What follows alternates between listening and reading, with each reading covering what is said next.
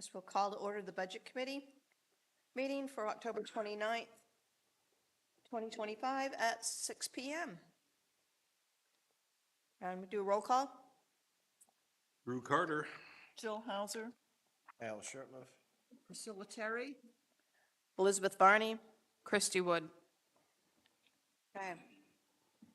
I would like to make a motion to approve the agenda. Approve the agenda. I'll make a motion to approve the agenda Have a for second? today. All in favor? Aye. Aye. Minutes are to pass. All right. Have any old business? Anybody have any questions left over from last meeting? Okay. Now on.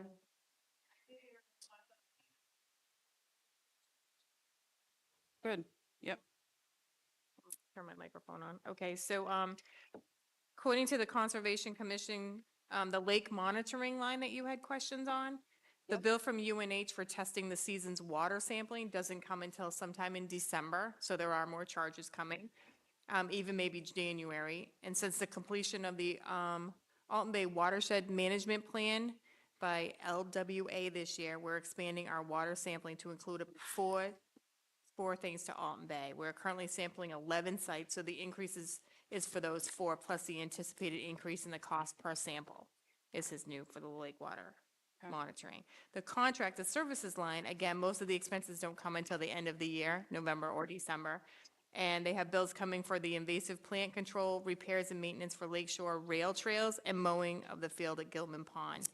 We're hoping that they have enough budgeted for those expenses. Thank you.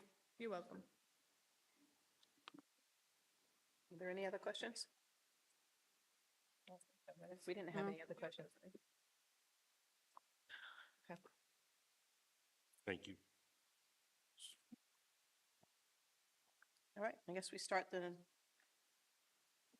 continue with the review of the 2026 budgets, and first up is administration. Okay.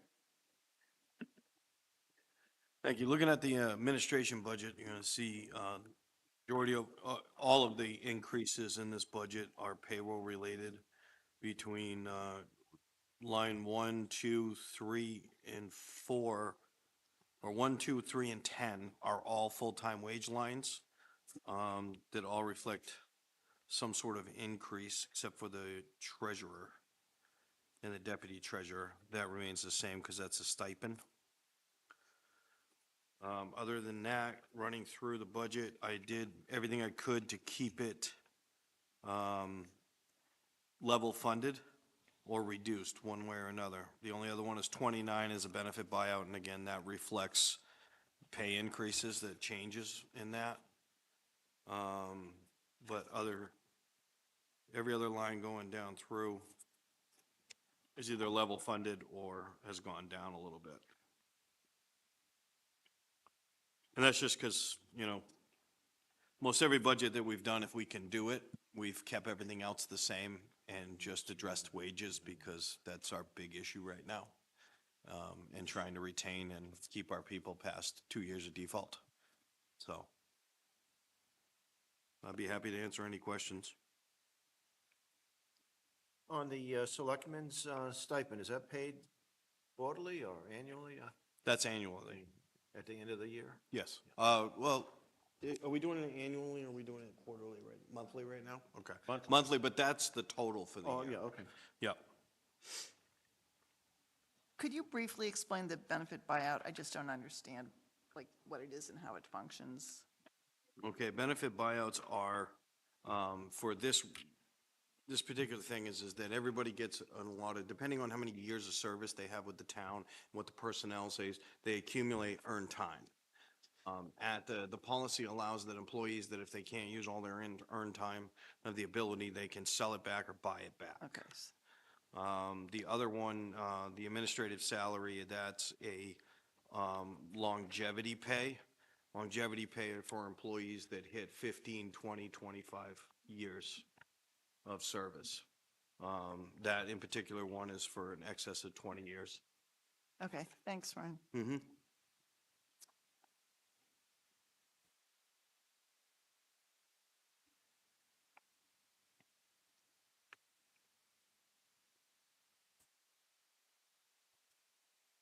there any other questions?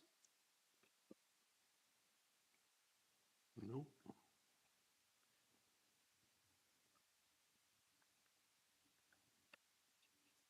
Well, I'll make a motion to approve the budget for administration, $465,946. Second. All in favor? Aye. Aye. Any opposed? Okay. Next up is the building department.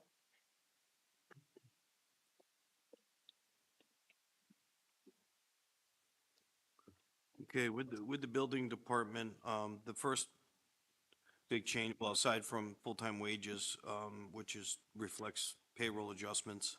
Line 15, you got part-time wages. That is a new expense.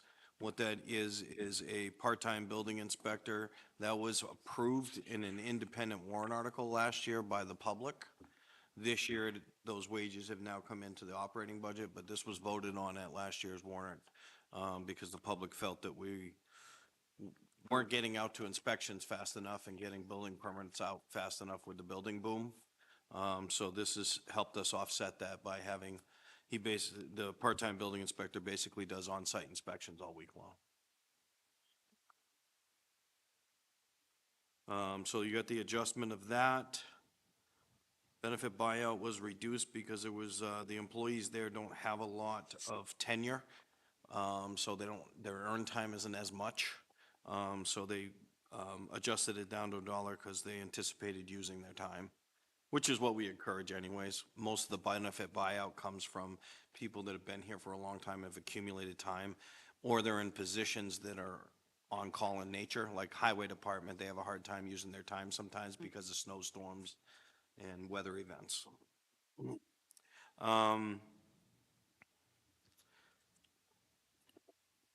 The travel was another increase due to the part-time building inspector's position.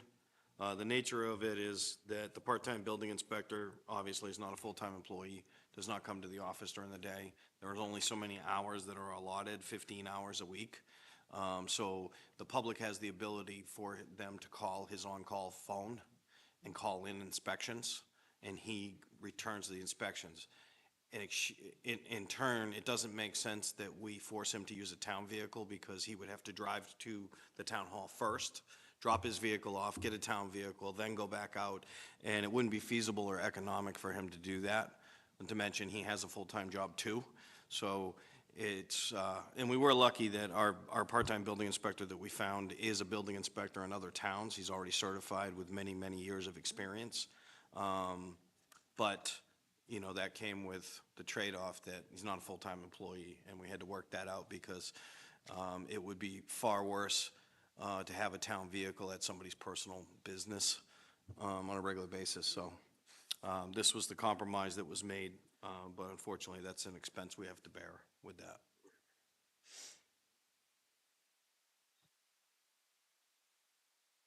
The Board of Selectmen last night did go through the exercise of kind of running the numbers, what's been expended so far this year and what could be anticipated next year, and we think this is a good number. Okay.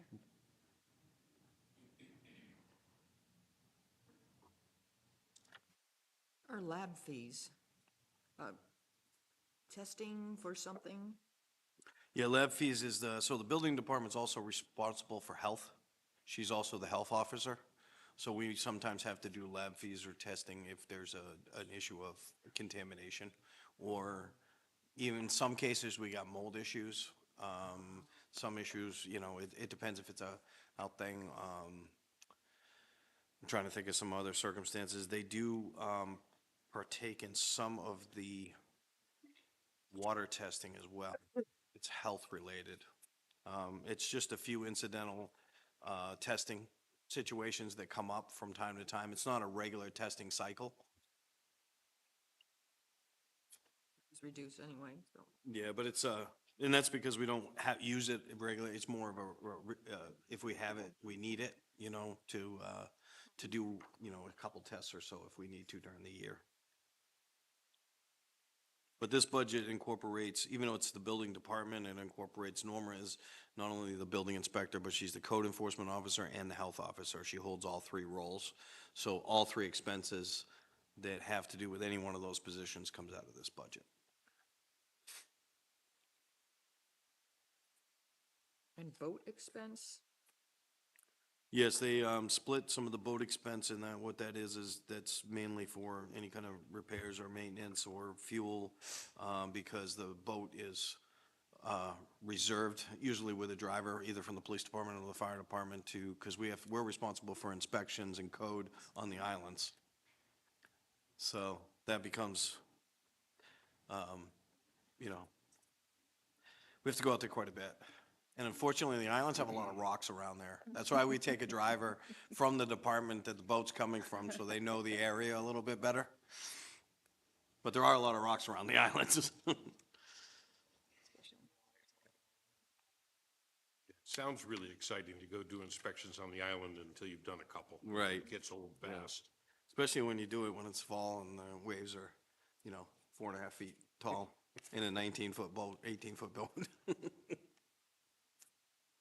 Well, I make a motion that, let's see, Go ahead. that we approve the building department, 4192 at $152,127. Second. All in favor? Aye. Aye. Any opposed?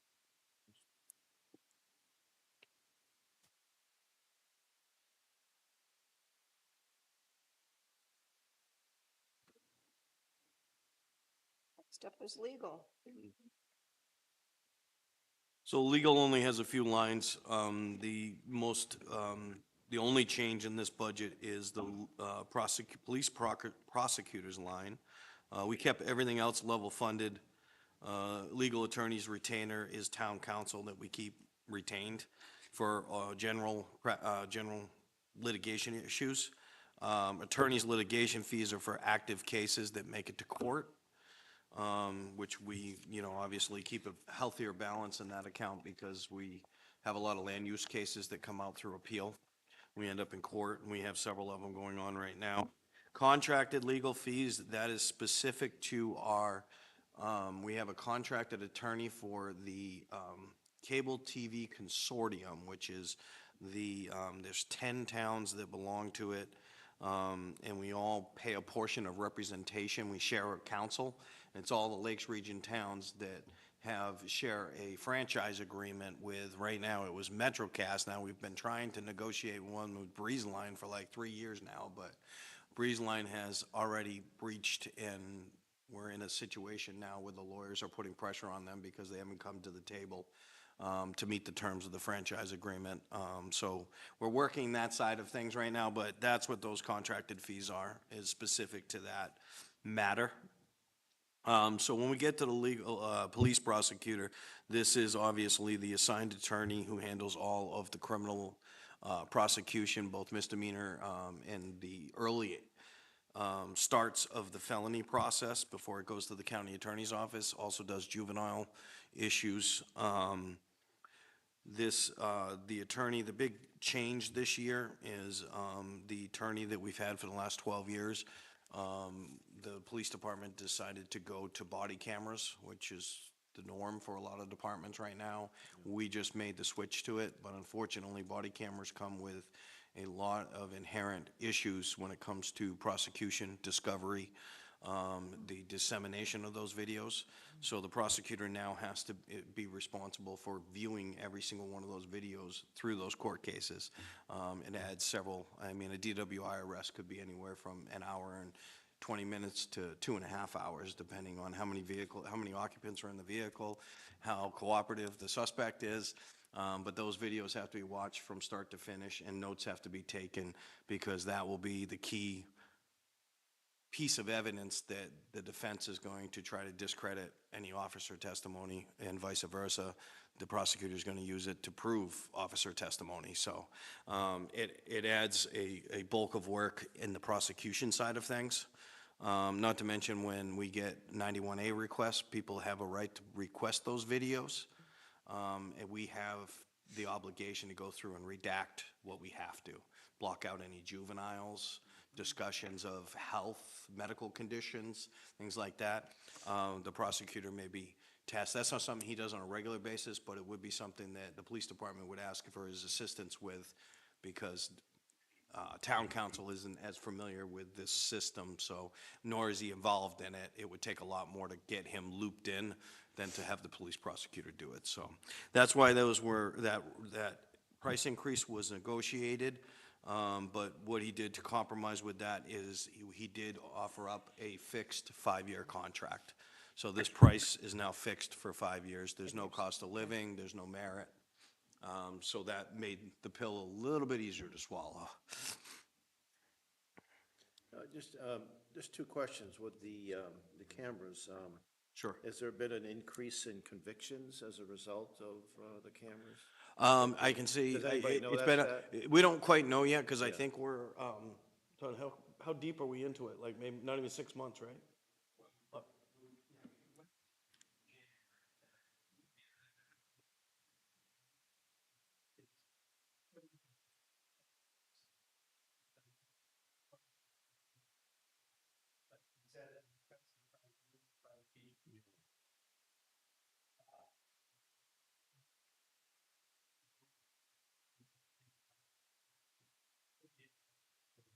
Shut.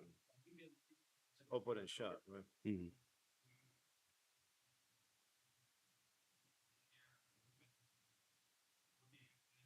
Mm.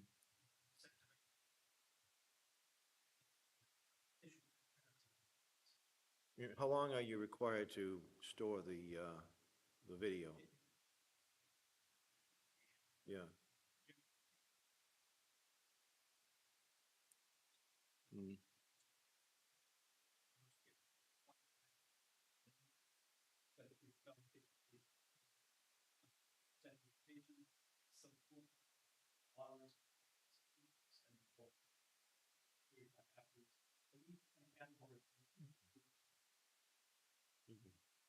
Yeah, just the example, when he's talking about the statute of limitations, like misdemeanor level, you're probably looking at a year, to where felonies, 7 years though?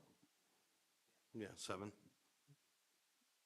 Yeah, because storage becomes an issue too. That's Yeah. an expense.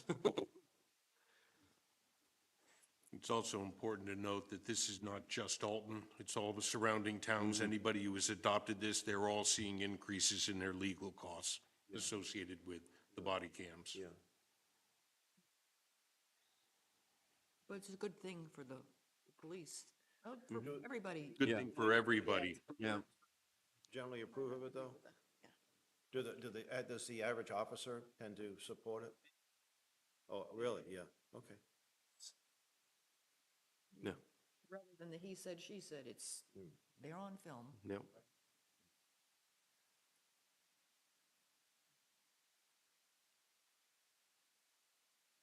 Make a motion to approve legal expenses for the 2026 budget at $145,418. I'll second that.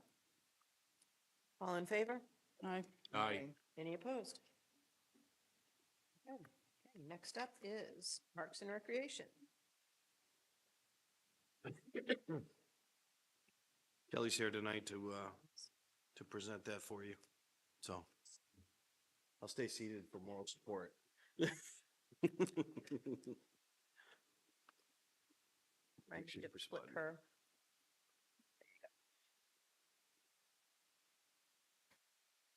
My name is Kelly Trundle, the Parks and Recreation Director.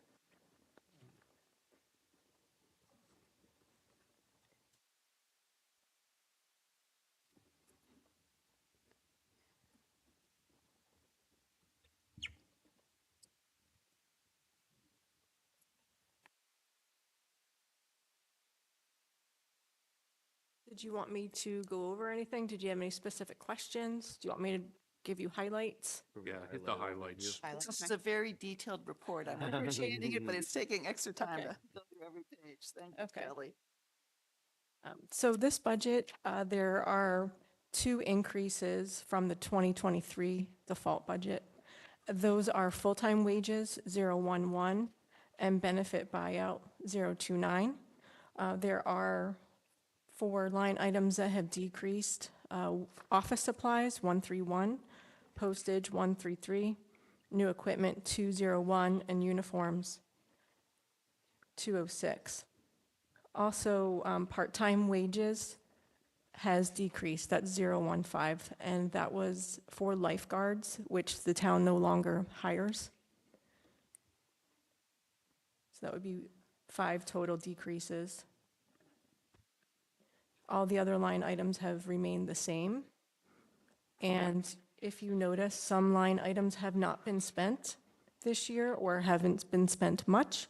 That was on purpose, and that was done to cover the budget over the default appropriation. So those monies weren't spent on purpose, even though things were needed. Also, Old Home Week Committee did not happen this year. There was no committee, so those funds, the full amount, $3,000, was not spent. And also, the department had asked the Clough Moral Trust to cover 2 concerts. So those monies were not spent out of the concert fund.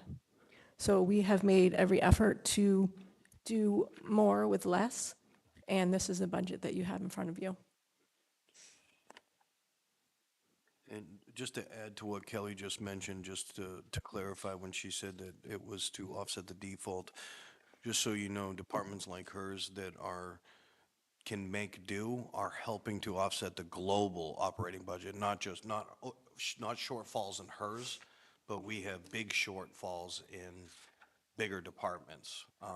For instance, the police department alone going into this year, I think there were $45,000 in the hole going into January 1, just in payroll because of the default. So we have to, globally, we had department head meetings where we asked all of the departments to do what they could with what they had to kind of pull into the pool, because ultimately the town's responsible for maintaining that bottom line, which is the whole bottom line approved budget.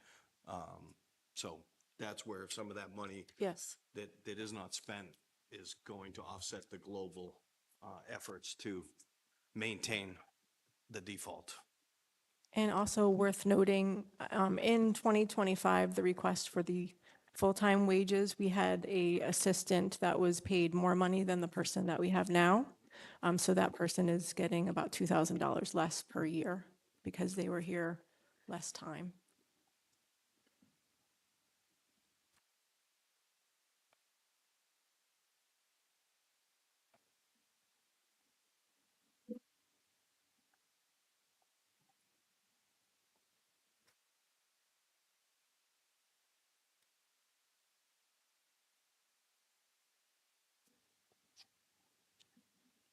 So your total budget for 25 is 129,408, is that correct, Kelly? It's the No, 141. 141,2004. Okay, so I would recommend that then. Is it your motion? That's my motion to approve the budget for 141,204. Second. All in favor? Aye. Aye. Any opposed? Thank you. Thank you for doing what you've done with as little as you have. It's greatly appreciated from the kids in the community and everybody that uses all your parks and walkways and trails, and hope that the tides turn at some point and they can help you out at some point financially, because you're doing a lot for very little. Thank you. So there's no lifeguard? No, we haven't had a life. Made the decision, so one, COVID was involved in that, where nobody was going to the parks anyways. We weren't doing that.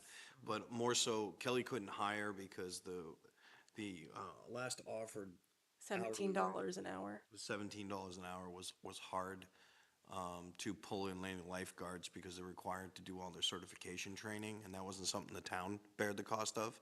And it was only part-time, so that was mainly college students, things like that, coming home for the summer. So we went, 2 years in a row Yes. without being able to fill them, and during that budget year, Kelly and I sat down and talked and decided that we couldn't staff it all the time anyways, so some of the peak times were going unstaffed. So it made more sense to eliminate the lifeguard, and we had legal draft up some language for signage. Now we put permanent signs out stating that the public, can enjoy our recreational areas, but that they do need to understand that they're utilizing it at their own risk and that, you know, Yeah, a lot of I see that a lot of places. yeah. That you're on risk, no Yeah, longer. so we didn't, legal didn't feel like we were assuming any more risk, but that we were passing it on more to the parents that should be a little bit more responsible when they're using a public area like that, so. Being a lifeguard for a 16-year-old is a lot of responsibility, and they had to pay about $300 to $500 to get trained, and then to get the $17 an hour where they could make more money. Other places, we just weren't getting that support from them, and we weren't able to find people to fill those jobs. Thank you.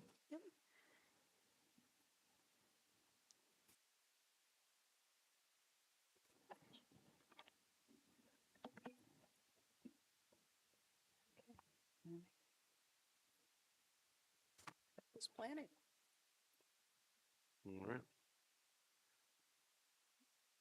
So with the planning budget, like all the other ones, the first thing is, line 10, you see the reflection in the full-time wages. There also was an increase in 15, which is part-time wages. Part of that increase wasn't just payroll changes, but what it was is that, the minute taker is taking, a lot more minutes. Our meetings have gone from the average of an hour and 20 minutes to 4 hours being capped out, cases being continued to another month. I think we've had more 4-hour meetings this year than we have had 1 or 2. So obviously, the longer those go, the minute takers, it costs more money for us to transcribe. And we're having troubles right now. That position is vacant. We lost our transcriber. So we've been doing as much fill-in as we can in the interim, but we're anticipating that when we are able to fill that again, that we're probably going to have to rethink our offering wage because we haven't got any takers in 2 months, so.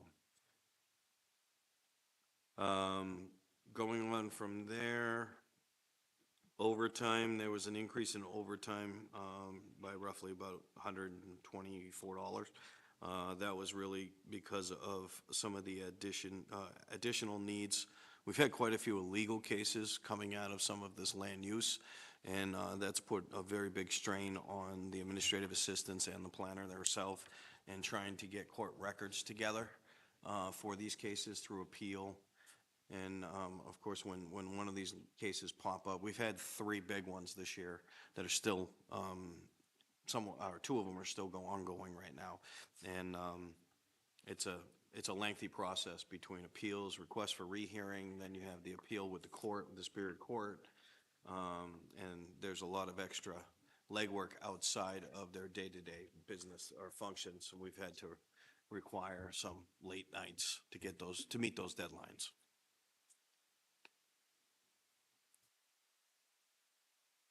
And everything else is either level funded. There was a slight, a $10 increase in dues and fees, and that was just due to price increases. Same thing, meetings and conferences, there was a $20 increase, and that came into just, again, cost, municipal association costs for trainings for continued education.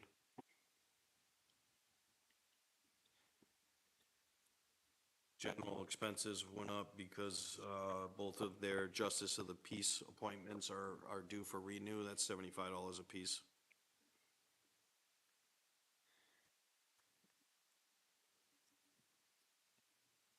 Got $100 in advertising, and that just came to that just as a result of the extra cases and applications going in. The advertising is the mailings that they're required to do for butters.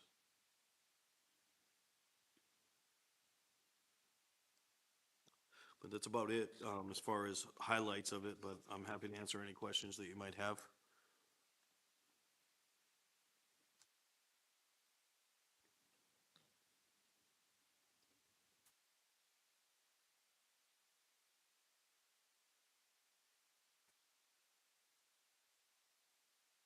I'll make a motion to approve the 2026 budget for planning and zoning for $157,510. Second.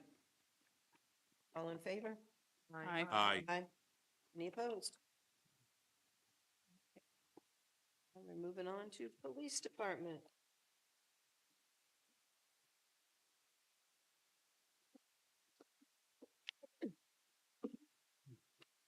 Like old times. Except you get to do all you get to do all the talking tonight. The numbers haven't changed, have they? A little bait and switch on you. Yeah. But, oh. That's okay. No, Thank you That's for being okay. prepared. Well, we're going to review that copy budget a little more carefully now. The copy budget.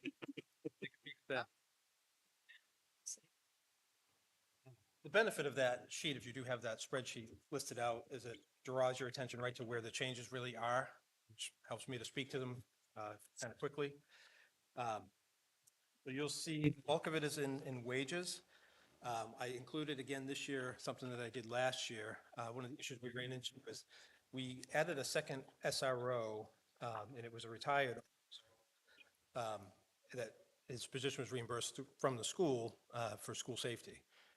And he decided to fully retire, and so we started investigating his replacement. And so the retirement system rules changed. So we had somebody that was interested, but the number of hours that they can work under the retirement system is not enough for the whole school year. And it also impacts our ability to use them during the summertime when we can really use them. So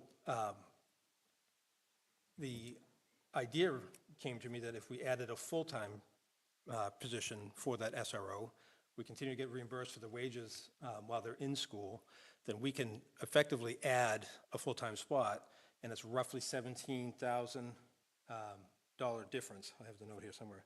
Yeah, $17,080 would be roughly what we would be responsible for salary-wise during the summertime. It keeps our school covered. It allows me to have better coverage in the summer months.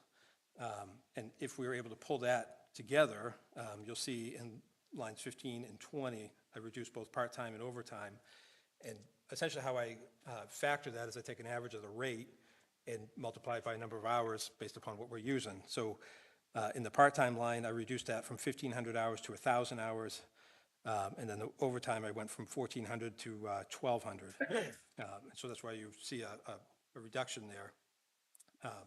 I feel pretty confident if we had full-time support from that SRO in the summertime that would be able to accommodate, we'd be able to keep the shifts covered, vacations and all that sort of stuff, which right now we really just rely on overtime and part-time. So it's a fairly short stretch with us. Obviously, there's benefits that don't reflect in this budget. But to me, I think it is worth that stretch. And we put it forward last year. Of course, here we are again on default. But that was my best strategy based upon what we have with the retirement system. At one time, we considered trying to use our part-time officers to sort of fill that spot. The issue with that is you got rotating people, and it's not fully reliable just the way we have our part-time set up. And so that retiree is kind of like would fit the niche, but again, the hours just don't satisfy the need. So that is what you have there in the full-time wages, and of course, it's compensating also for the pay raise from a couple of years ago. And then if we go down in line 32, that holiday pay, the way the town policy is, the officers that are rotating shifts will get paid for their holidays at the end of the year in one lump sum. We had the number of hours would change when we went to 10-hour days, so that each holiday represents 10 hours instead of 8, and we also added a holiday, Juneteenth, a couple of years ago. So we went from 88 hours per officer to 120. And then you add the pay raise into it too. That's why you see that significant raise. We didn't add a bunch of extra stuff. It's just the circumstances of it. You'll see in dues and fees, I went up a little bit. And that's just to reflect some of the ongoing costs that have already occurred over the last couple of years. And we're just trying to play a little bit of catch up. Grant funding is a number assigned to us. We apply to highway safety. They do their calculations and they award us a certain amount of money. So it's been $10,200 for a couple of years, and they increased that to $10,005. Those are for extra enforcement shifts, DWI patrols. We've used that money when it's available to buy some of our speed limit signs. And let's see here. Now we got On the contract services, same idea, is that some of those fees have been going up the last couple of years that we've not reflected in the budget. So I'm just trying to keep pace a little bit with those. And then we have line 207 and 208, that's our fleet expense and our tire. So I went up 2,000 in the fleet expense based upon the age of the majority of our cars. The 3-year average that we've had is about $15,000. This year, we're at 18 already, and it doesn't include the motor rebuild that we're pulling from the revolving account. The hope is that we've gotten through a bulk of those problems. It seems to be similar issues. All the cars are the same age, same style of vehicle. We're hoping that we've kind of gotten through a bulk of those. We still anticipate, because of the age and the mileage, that we'll still have some repairs to do. Something to keep in mind as well is we do have the revolving account as sort of our safety net, that if we get those bigger repairs, like the motor rebuild we just did on the K-9 car, we can utilize those funds for that as well. And as far as the tires, basically, we get up to that 3,000 mark. That's about 5 sets. All of our vehicles are all-wheel drive. When you go to replace them, they recommend to do all 4. And so that would essentially get, every other year, you could get half the cars done. So if we put that, that's why we increased that to the 3,000. You'll see down on line 214, that's our fleet fuel. I reduced that $4,900. That is based upon our 3-year average of 10,000 gallons, and I used a multiplier of $3.15 a gallon. Obviously, gas prices can fluctuate a little bit. The state price has been staying in that mid-2s, somewhere around there. So I feel fairly confident that that reduction will still satisfy our needs, as long as we don't get any crazy price changes on that. Under the investigations, the increase there is fairly significant, $5,050. That is for our Celebrite machine.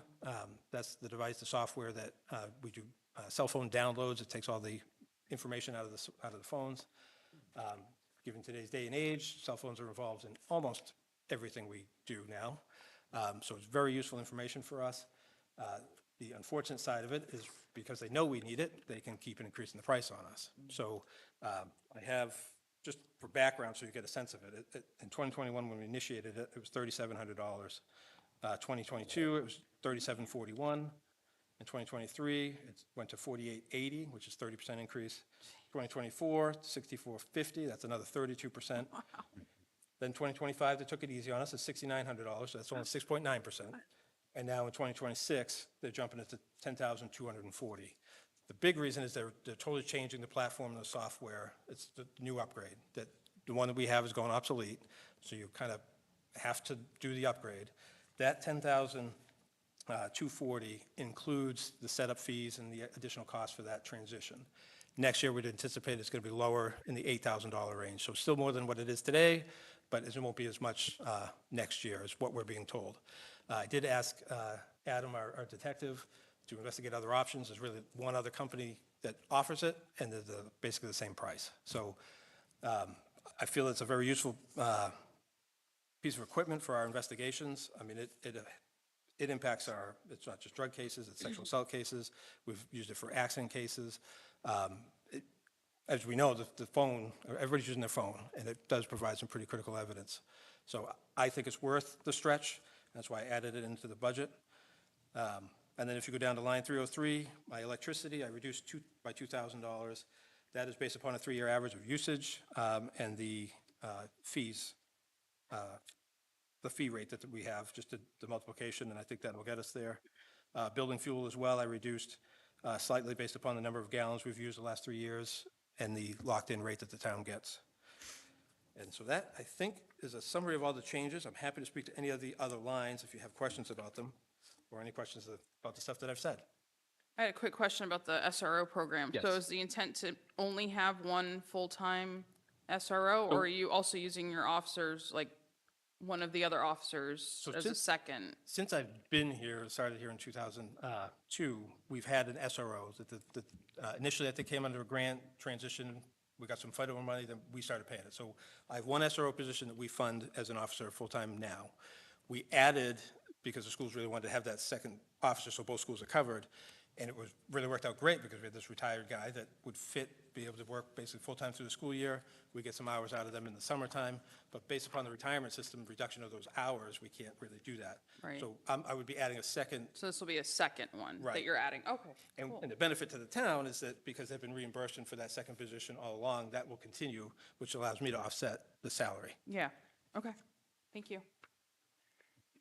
I have a question. It comes in the holiday pay budget, but it's just because I don't understand the staffing of police, which I'm assuming are working 7 days a week. Yes. So are there just some folks that work like, so every 4 days, they're working 10-hour shifts, and Correct. those shifts are just spread out over the 7-day week? Correct. Okay, I'm trying to wrap my head around a whole new concept. Thank you. So the way the personnel policy reads, and they do it for the fire department too, is like a normal hourly employee gets federal holidays off. The building's closed, where fire department, police department are not closed. But they are afforded that day off. If the situation was different and they weren't emergency responders, then you could offset their hours in that week to compensate for it.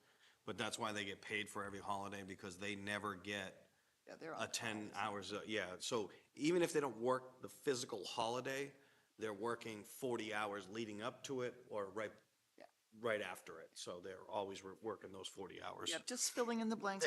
Sure, absolutely.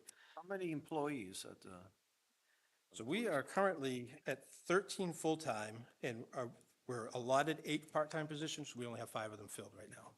And that's been kind of a transition that's been happening in the industry, as it's just harder and harder. At one point, they were even talking about doing away with the part-time academy. That didn't happen, thankfully.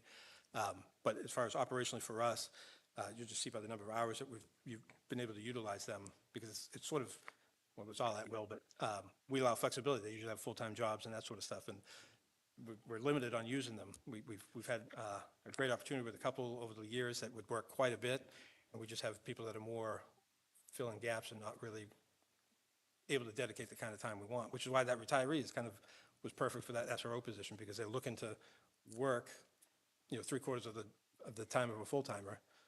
So But- how many part-time did you say we have? We're currently at 5.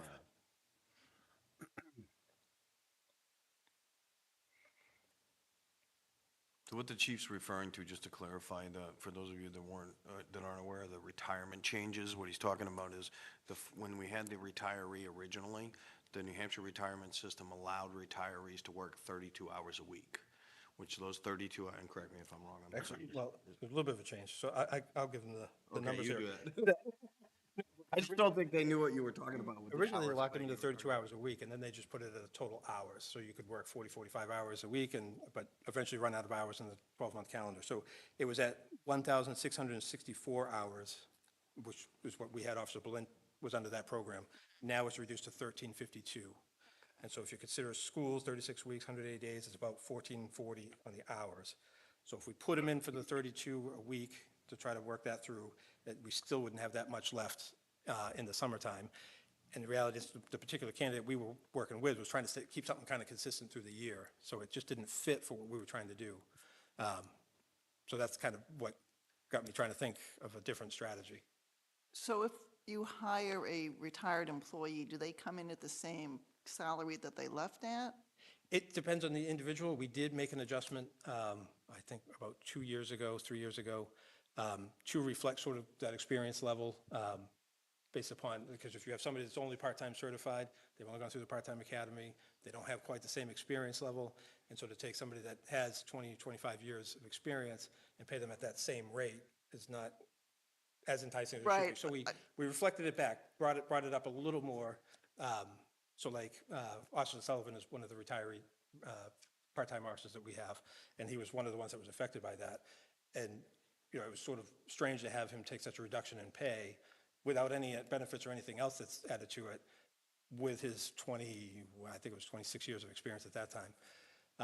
So we try to meet where it is, because we're getting a little bit more from somebody that Well, has that experience. Right, certainly, especially if they have been in the community and know the folks. I mean, that. Right. Yeah, all right, just curious, thank you.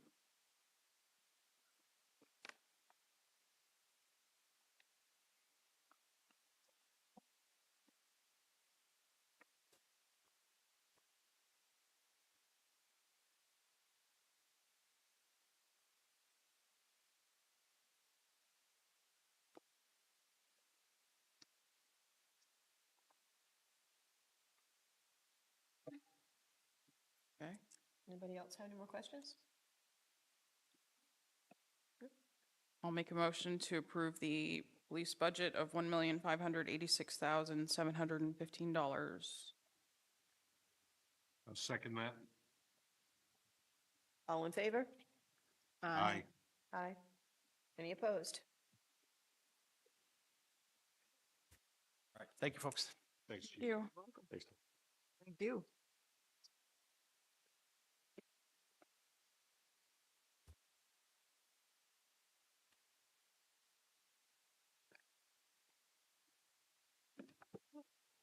Next up is town clerk and tax collector.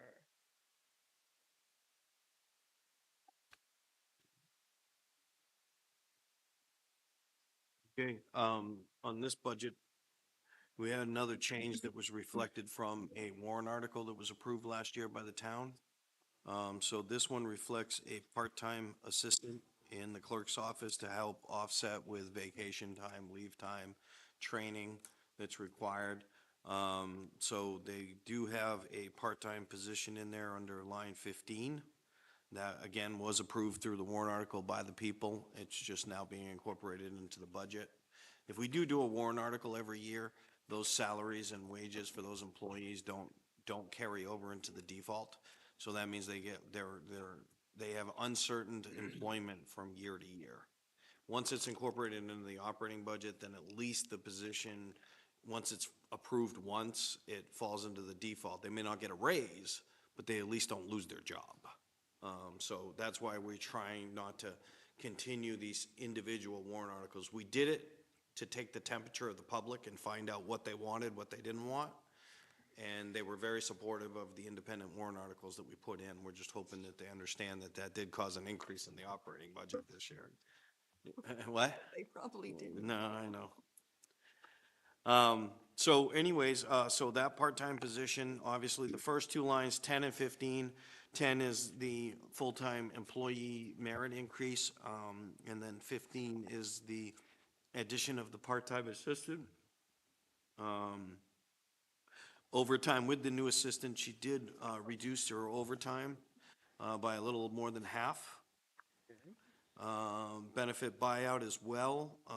They are trying to use their time and not necessarily have to carry it over or sell it back to the town.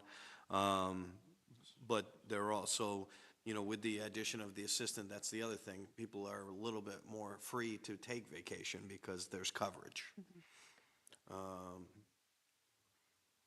Meetings and conferences, that reflects a 2-year increase in prices, which is the jump that's about $285.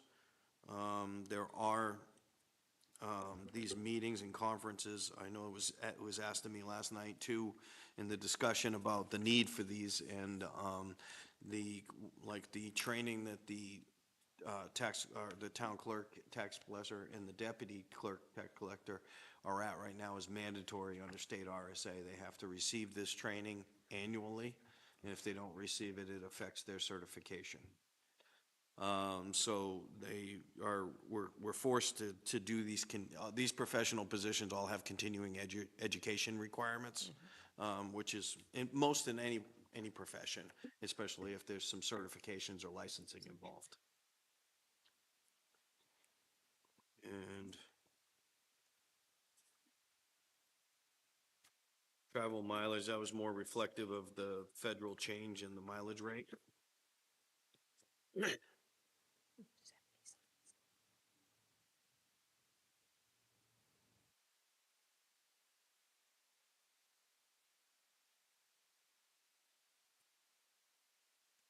Copy machine, to explain that, the office shares one of the commercial copiers that's centrally located in the building planning office and assessing. They all share one.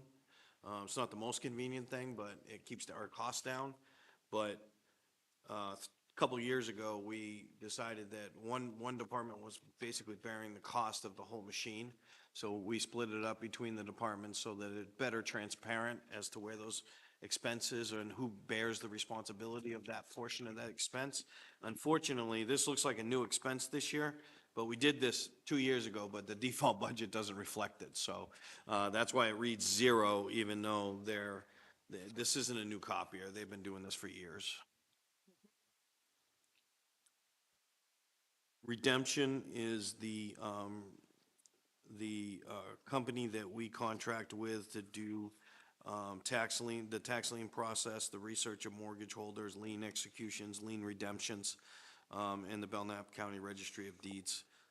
That expense has gone up a little bit with the years, over the last couple of years, so that increase in price is to reflect, one, the more liens that we have to do.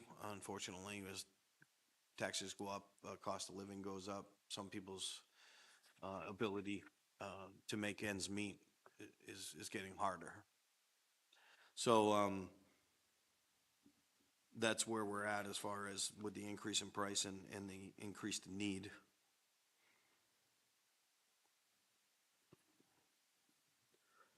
And that's all we have for the other lines are either at or decreased from the default.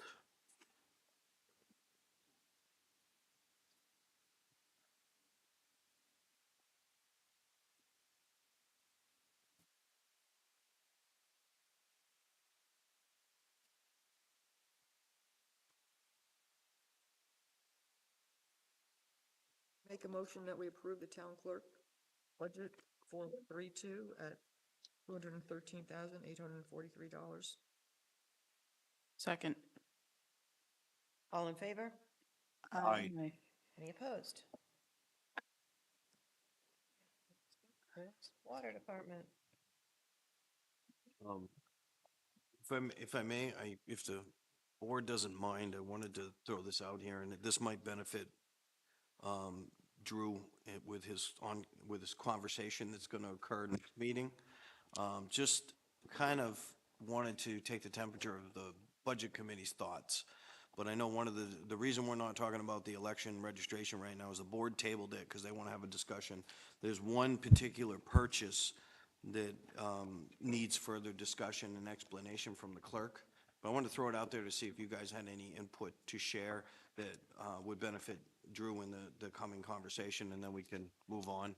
I don't want to look to approve this or anything like that tonight, but under new equipment, the clerk and the moderator are looking to incorporate poll pads. Okay? That was a quick feedback. No. I want paper. Okay. The poll pads, Ads. when you on check in, pads it's, instead of- when you check in, it's the tablet. When you check in with a tablet instead of, Sort of the binders. yeah, I want paper. I'm good with paper. There's your polls. I figured it might help with the discussion, so.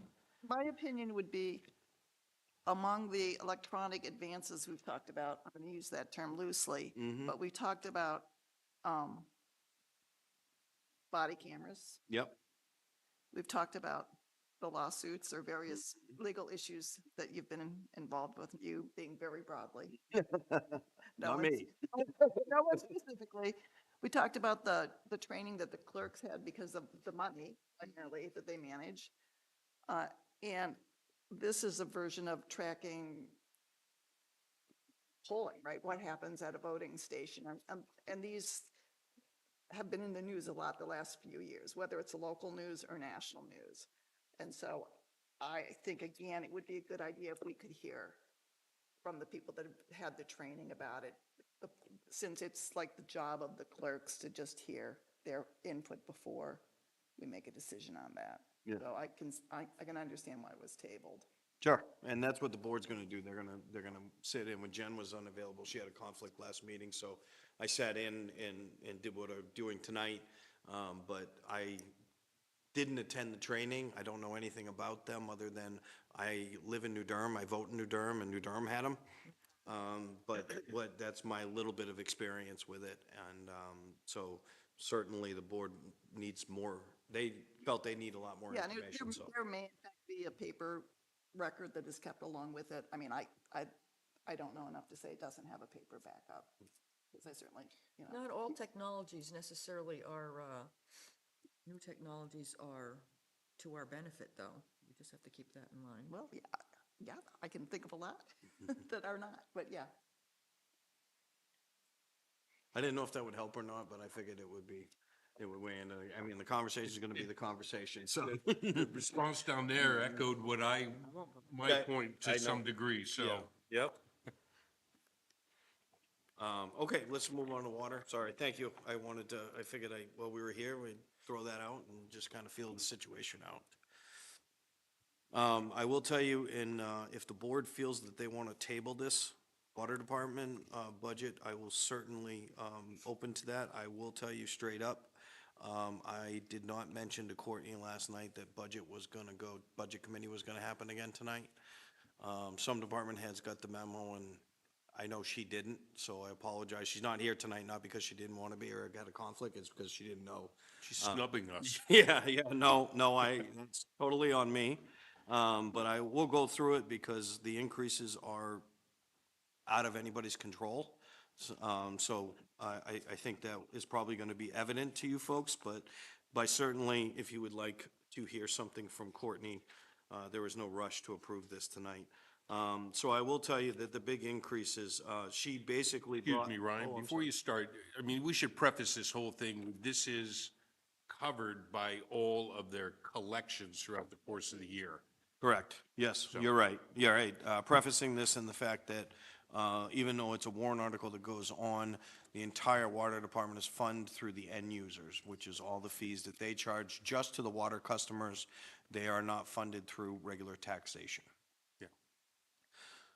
So these increases are, the budget is being burdened through the water users, and this ultimately will affect them.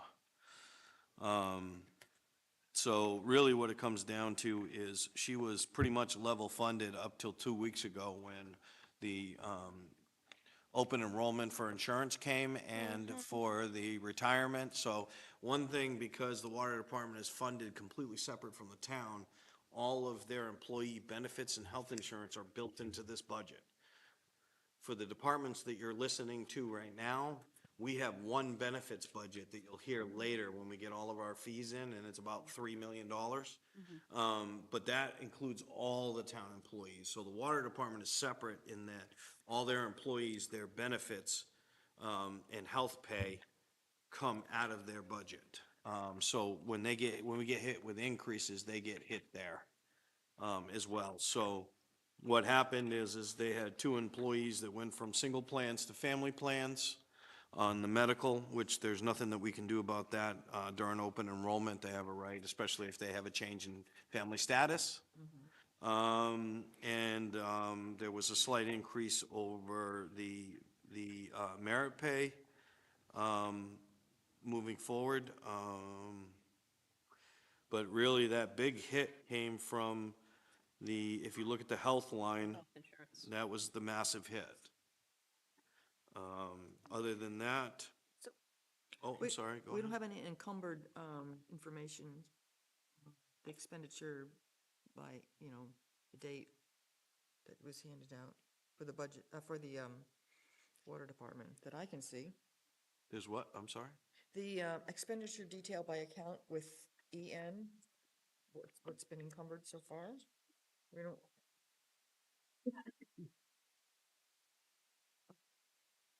This, I just happened to notice that, and That you don't have it? Is that what you? It's not. Oh, it's on the packet.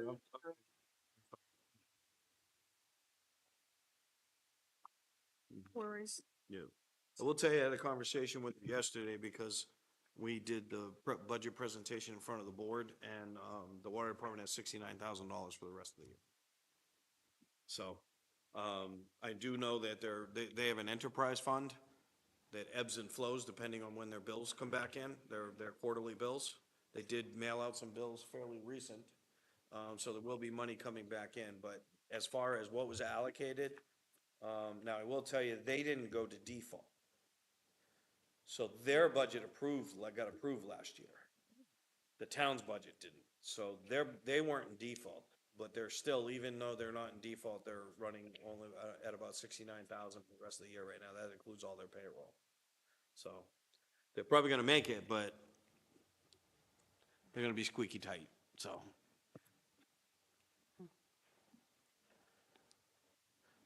And the only benefit of me telling you that is because of the fact that I just wanted you to know that they weren't, it wasn't like we had that they carry a surplus every year. But I will tell you that if any money they don't use, because it comes from the end users, goes back into their enterprise fund, and that enterprise fund helps, fund repairs to the main, Thank you. what do you call that thing? Water main. Has there been any word on that application for that grant money? Yeah, they're working forward on it, but I'm not sure that, so the grant goes forward in a couple of different stages, but we're not sure whether it's gonna go forth as a grant or as a low-interest loan. And the reason for that is they base that off of median household incomes in the area. So we might have to do some more studies, but unfortunately, our area doesn't exactly, it doesn't drive the financial need that some of the other troubled areas or rougher areas that have city water running through the downtown. So we don't necessarily qualify for all of it. So that's what we don't know right now, is whether, it's going forward, we just don't know. It may not be something we want to accept and take if it becomes a loan versus a grant.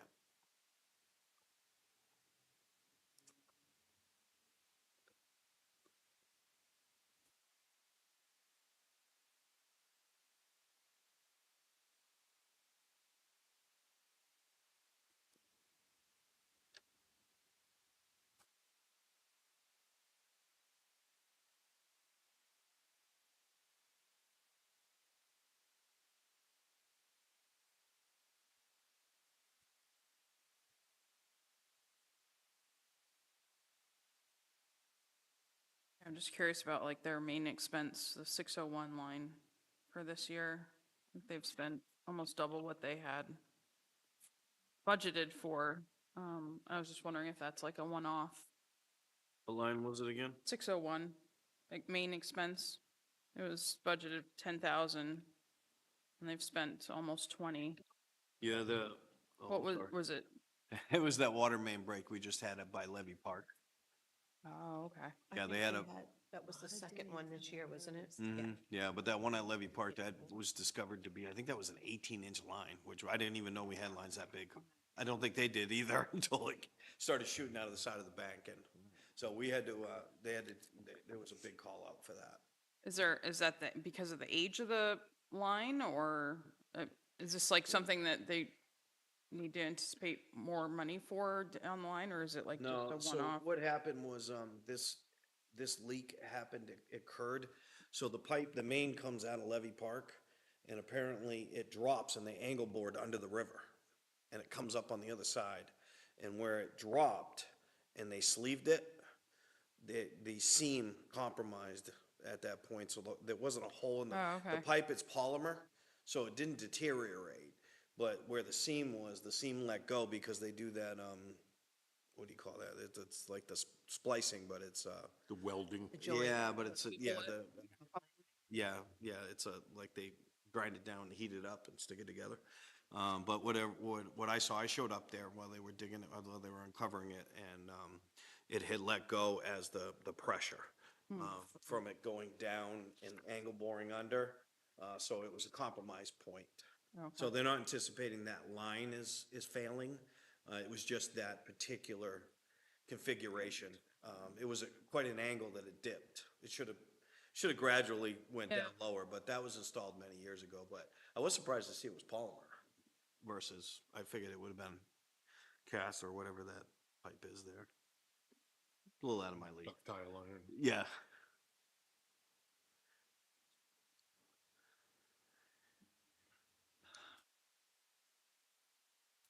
And they do have the ability, just so you know, they do, they aren't funding a heavy amount in the water main expense because they do have a water main CRF. Just that we do try to keep money in or use money, plus they have the enterprise fund that the board can authorize them to, transfer money from, to expend from. They do have some other sources, so they're trying not to carry a heavy amount in there, but just enough to get through their yearly needs. But they do have a backup if something big were to fail.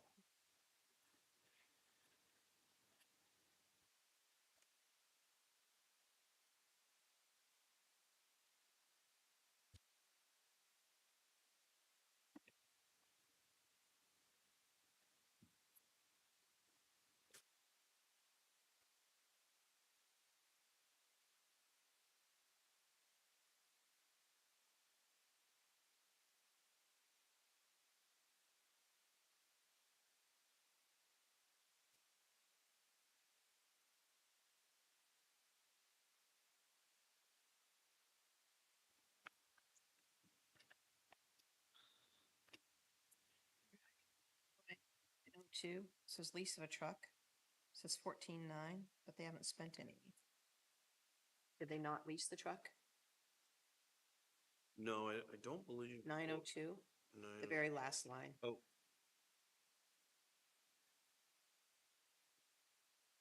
Yeah, because I was wondering, we usually do one annual payment, and a lot of times they come out in December. Oh,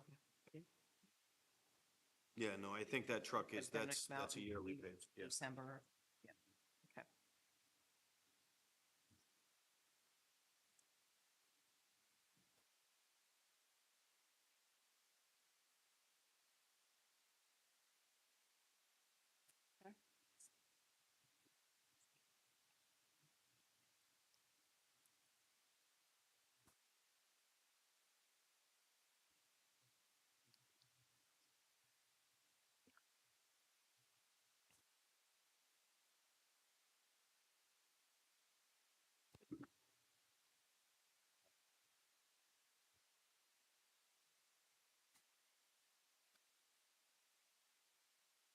Anybody else have any questions? Nope. I'll make a motion to approve the water department budget of $600,916. I'll second that. All in favor? Aye. Aye. Any opposed?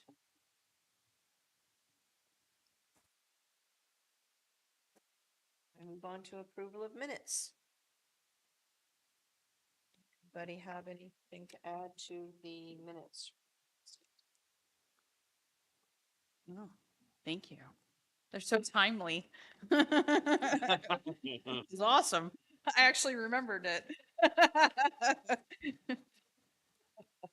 This arrangement should work out a little.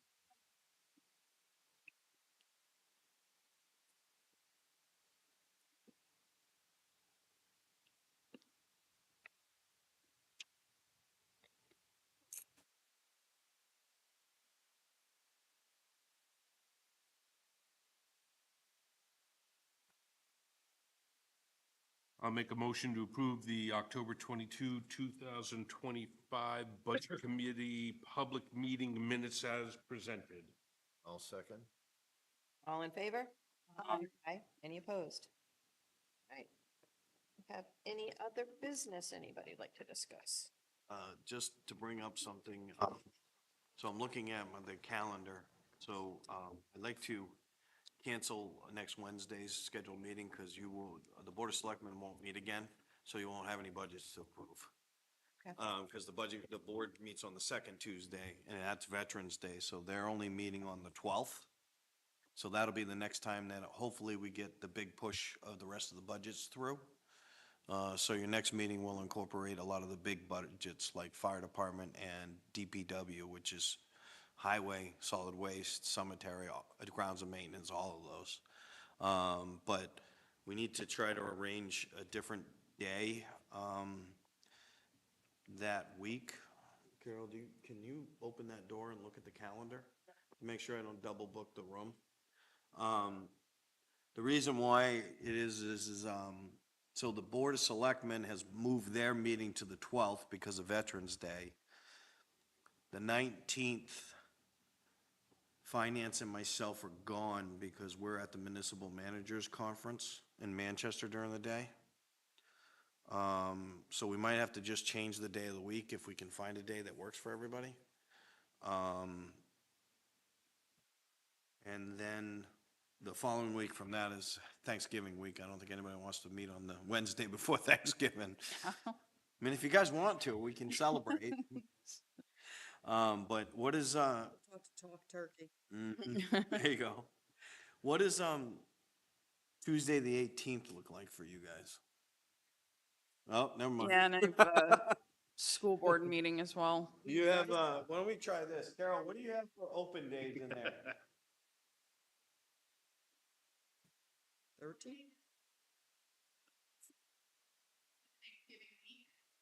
But it's That's Monday. a How does that Monday. work? It is Monday.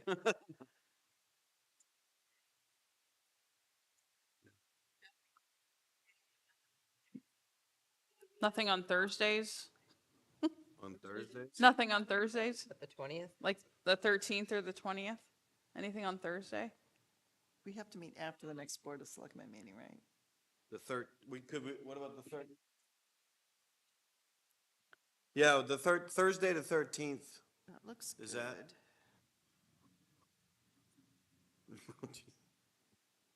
It's what? Conservation Commission. Drew's double booked. We could hold both meetings. Even better. There you go.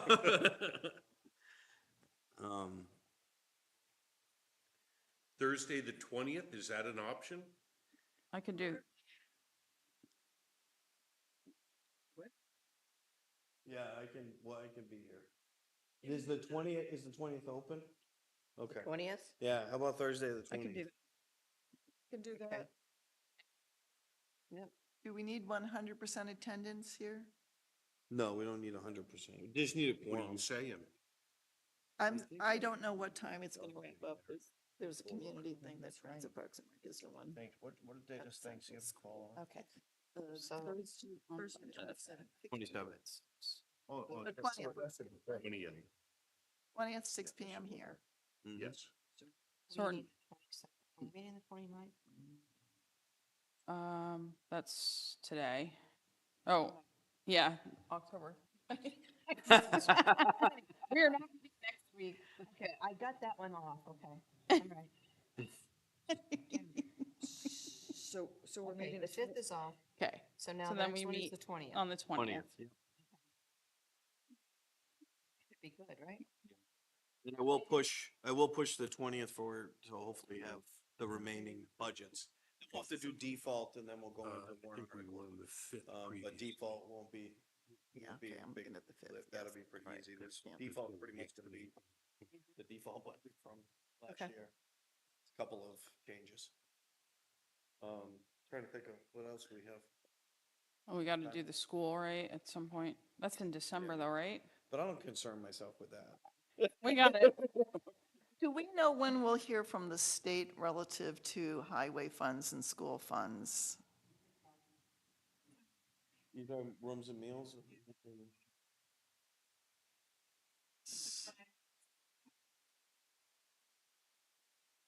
So we set the. So we don't know until we. So is that the only funding stream? So isn't there a state contribution to highway? You're talking about the highway block grant. Yep. And there's a highway bridge fund too. Right, it's highway and bridges, and then isn't there some state money that goes to the schools as well? Well, they have several grant sources and stuff. I just Yeah, don't know. state all the adequacy, that's the big one. So does that impact your budget? Yeah, And yeah. do you know that amount yet, or will you know, like, when will you know for this coming year? It should be fairly soon, but it's not. I'm just trying to get a sense if there's gonna be a big surprise or not.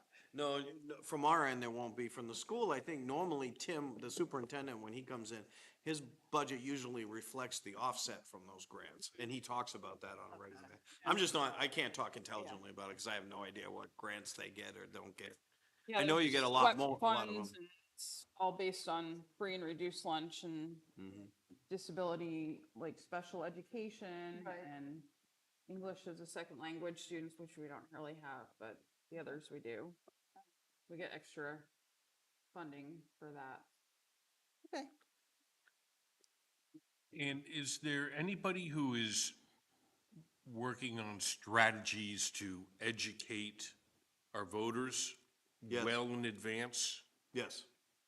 Yep, we're talking about, we're toying with a couple of different ideas of, one, the voter's guide, but two, maybe instead of, the voter's guide is gonna be lengthy.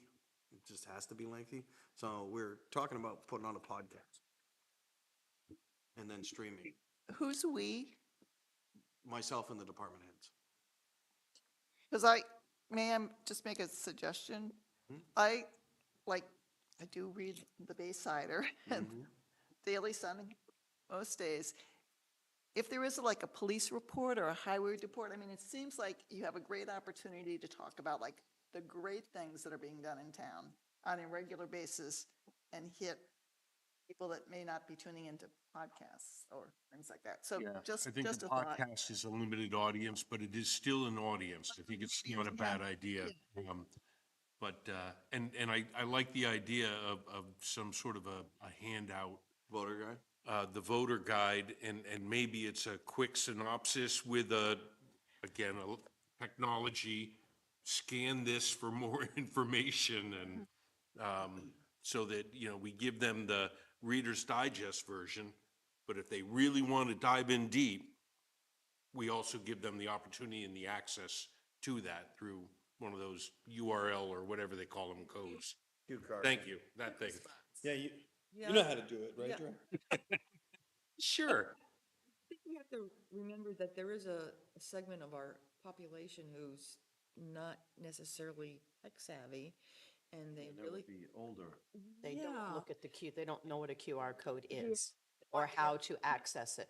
To send out a voter guide to every door. Or have it available at Hannaford or the town But hall. the thing is, if you send it out to every household in town, everybody gets it. And when we send out, in the past, have sent things out to every door in town from another group, Lost pets? people brought it to the polls with them. Yeah. And that it does make a difference when you get the word out to every single person's mailbox. Because you'll find a lot of people don't read the base cider, and you have a lot of people that don't pay attention to a lot that's happening online. Because they're not savvy And- to that. And if you just leave stacks all over town, they're not gonna see them.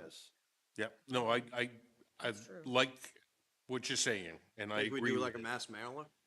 Like we do Well- for the school board, like the SAU, when we send out our budget and warrant articles.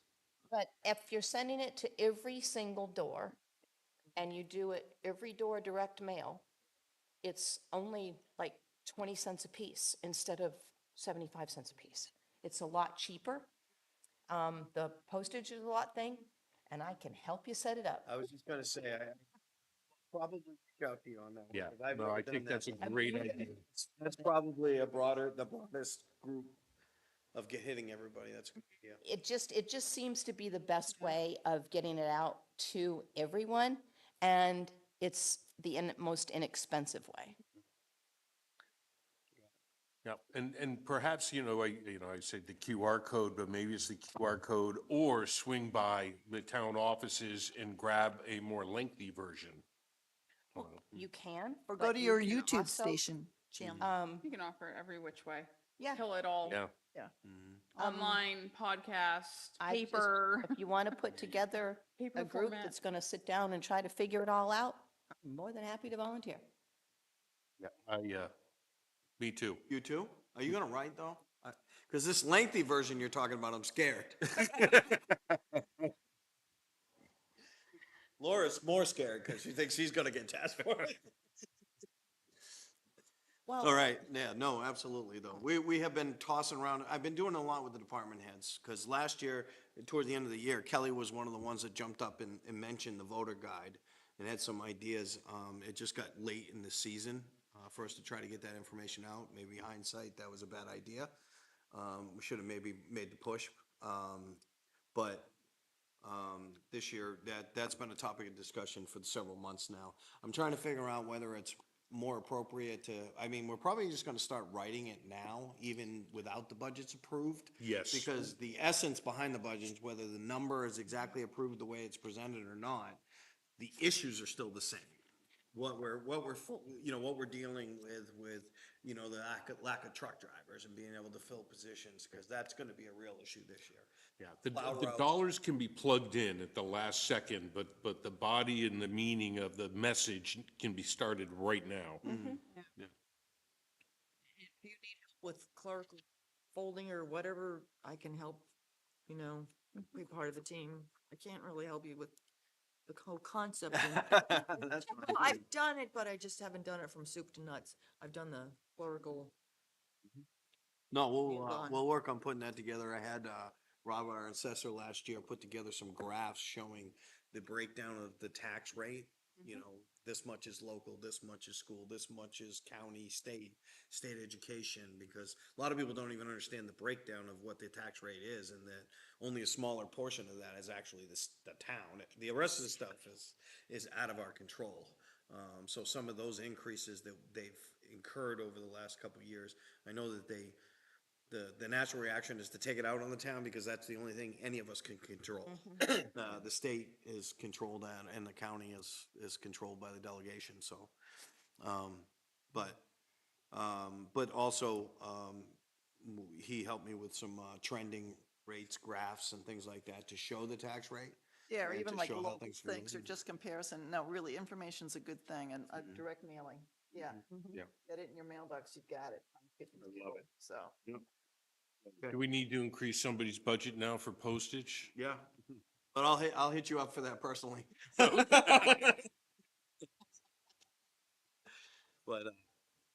yeah, no, that sounds good. So, other than that, I didn't have anything else. I just wanted to get that meeting on the books, so we all could agree on a day. And I'll try to do my best to get everything pushed through. I think we should have every remaining budget in front of you that night. Last year's minutes, are we gonna postpone that a week, or? I think we already voted on I it. think we approved We're- it last night. Yeah, Oh. we did approve it, yeah. They made a motion I last must have been sleeping. Okay. Well, there was some discussion on whether whether we were anybody going remembered to it or not, or what they were gonna do, so we just decided to move forward and approve them as presented, not that, I think in the motion Drew included, to the best of his recollection. So, but we should be on track now, so, like we were tonight, so. Other than that, I'm good. I make a motion to adjourn. All in favor? All right. Aye. You can hang around if you want, right? Yeah. Sitting in the dark.